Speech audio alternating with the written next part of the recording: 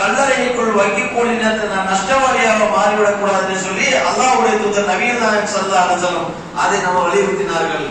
எந்த நேரம் நான் பிஸியா இருக்கின்றேன், எனக்கு டைமே இல்லப்பா, தொழுகைக்கு டைம் இல்ல, சுப்ஹானல்லாஹ் சொல்ல டைம் இல்ல, அல்ஹம்துலில்லாஹ் சொல்ல டைம் இல்ல, எனக்கே நான் தொழணும், எனக்கு எல்லா விஷயங்களும் என்னிடத்தில் இருக்கிறது, நான் மறுமையை பார்த்துக் கொள்ளணும் என்று சொன்னால் மறுமையில் மண்ணை தான் நாம் தவ வேண்டும். அன்பான சகோதர சகோதரிகளே, உனக்கு கொடுத்தாலும் உனக்கு கொடுக்காவிட்டாலும் நீ எந்த நேரம் அல்லாஹ்வுக்கு நன்றி செலுத்தணும், அல்லாஹ்வுடைய தொடர்பில் தான் இருக்க வேண்டும். ஏனென்று சொன்னால் நீ பரீட்சை எழுதி கொண்டிருக்கின்றாய், உன்னுடைய பரீட்சை முடியல, எல்லா நேரத்திலும் பரீட்சை எழுதுவதற்கு இந்த இஸ்லாம் மாத்திரம் தான் வழிவகுக்கிறது. 60 வயசா நீ பரீட்சை எழுதியாகணும், 70 வயசா நீ பரீட்சை எழுதியாகணும், உனக்கு வினா தெரிந்து விட்டால் உனக்கு ஒரு 7 வயசு அந்த பரீட்சை ஸ்டார்ட் ஆகிறது. என்ன பரீட்சை தெரியுமா? நபிகள் நாயகம் ஸல்லல்லாஹு அலைஹி வஸல்லம் எல்லா விஷயத்தையும் கற்றுக் கொடுத்தார்கள், ஒரு விஷயத்தை விடவே இல்லை சொல்லலாம்.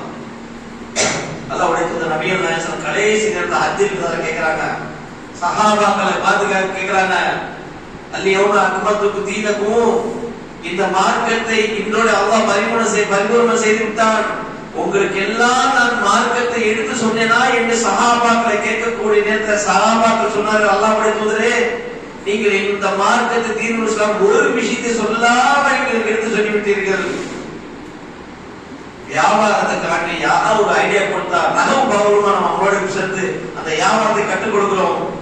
ரசூலுல்லாஹ் கடைசி நேரத்தில் ஹஜ்ஜில் விதான்னு என்னுடைய அடியான் என்னுடைய உம்மத்துகள் கடைசி வரைக்கும் ஒருபோதும் நஷ்டம் அடைந்து விடக்கூடாது என்று சொல்லி ஹஜ்ஜில் விதாலே அல்லாஹ்வுடைய தூதர் நபிகள் நாயகம் ஸல்லல்லாஹு அலைஹி வஸல்லம் கடைசி நேரத்தில் சொன்னார்கள், அல்லாஹ்வே இந்த மக்களுக்கு நான் எல்லாம் எடுத்து சொல்லிட்டேன், அல்லாஹ்வே நீயே சாட்சி, அல்லாஹ்வே நீயே போதுமான என்று கையை உயர்த்தி கேட்டார். எது தெரியுமா? மார்க்கத்தை ஒன்று கூட மறைக்காம சொல்லிவிட்டார்கள். எல்லா விஷயத்தையும் சொன்ன சஹாபாக்கள் ஆமா இல்லதை சொல்லிட்டாங்க.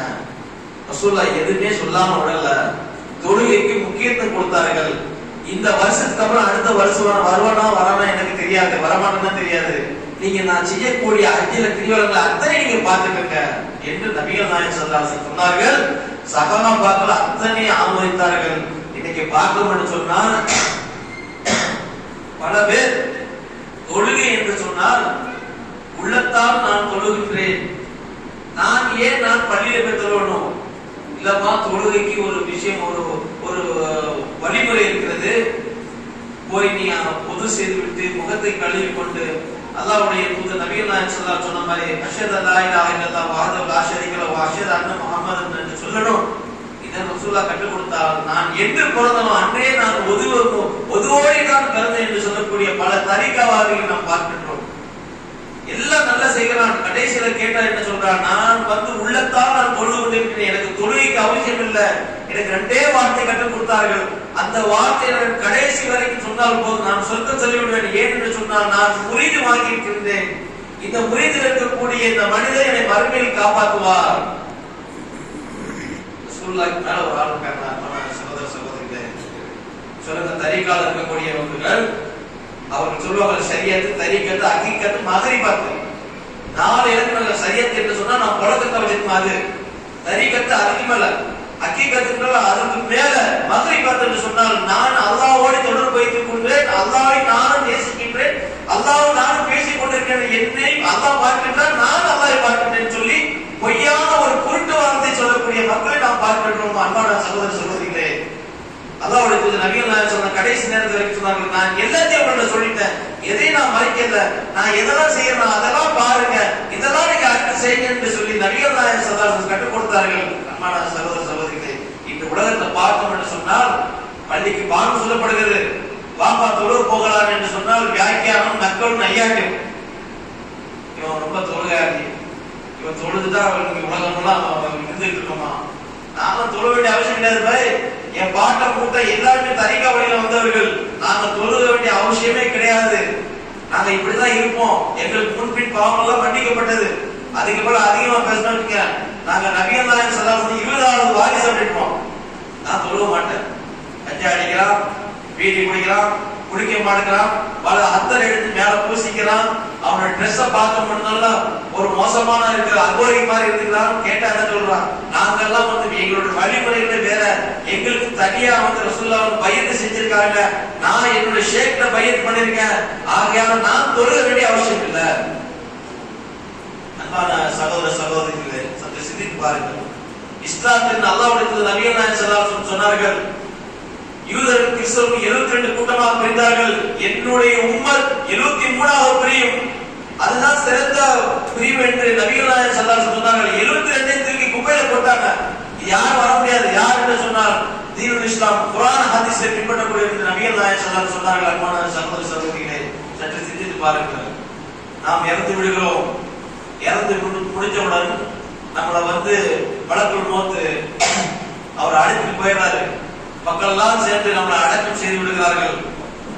ஆனா நல்ல ஆத்மா இருந்தாங்க, நம் மகிழ்ச்சியோடு போது நான் தொடர்ந்து வாழ்ந்தோம், நான் வாழ்ந்த வாழ்க்கைக்கு நான் செய்த விதைத்த விதைக்கு அறுவடை செய்யக்கூடிய நாள் எனக்கு வந்து விட்டது, இதோ அல்லாஹ் என்னை அழைக்கி விட்டான், மகிழ்ச்சியோடு போவான். அந்த ஜனாசா பார்க்க போன மகிழ்ச்சியாக இருக்கும். மலக்குல் மௌத் அழைத்துக் கொண்டு போவார்கள். எடுத்துக்கொண்டு அவனுடைய எல்லாத்தையும் எழுதி முடிஞ்ச உடனே நம்ம அடக்கம் பண்ணுவார்கள். அடக்கம் பண்ணி அந்த கபர்ல வைத்து விட்டு போய் ஒரு 7 அடி முடிந்தவுடன் முன்கர் நக்கீர் என்று சொல்லக்கூடிய வானவர் வருவார். இந்த வானவர் வந்து கேட்கக்கூடிய கேள்வி இருக்கிறதல்லவா, இந்த உலகத்தில் நீ சரியாக வாழ்ந்து இந்த மார்க்கத்தோடு நீ இருந்தால் கண்டிப்பாக ஒருபோது நீ பதில் சொல்லாம இருக்க மாட்டார்.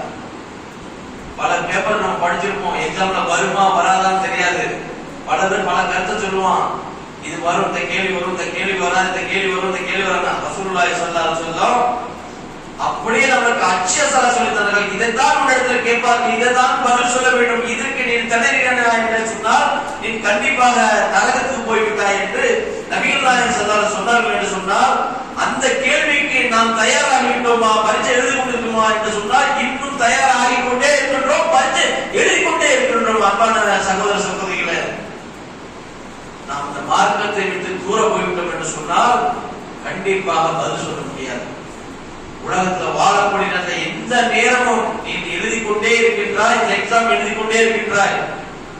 மேல இருந்து குண்ட போடுறான், பல கஷ்டங்கள், பல இன்னல்கள், பள்ளியாசல் எல்லாத்தையும் உடைச்சிட்டான்.